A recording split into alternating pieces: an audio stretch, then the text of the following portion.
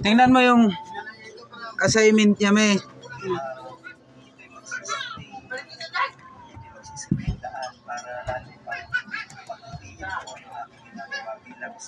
Kung tama.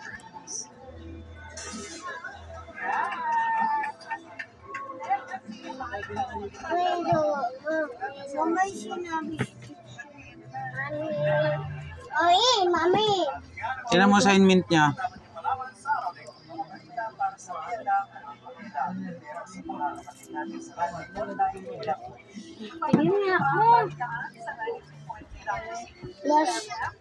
Tingnan mo kung tama. Mami. First, na ano ng Tagalog? Yes.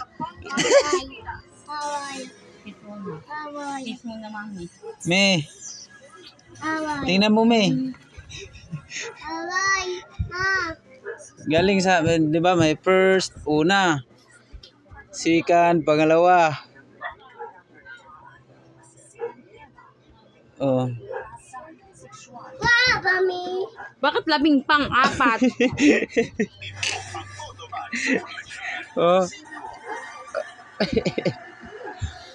Pagdating na ng 13, tama naman yung ano, 12, 13, ganon. Tapos yun sa Tagalog, 14, 10 pangatlo. 13, wala nang pang-4.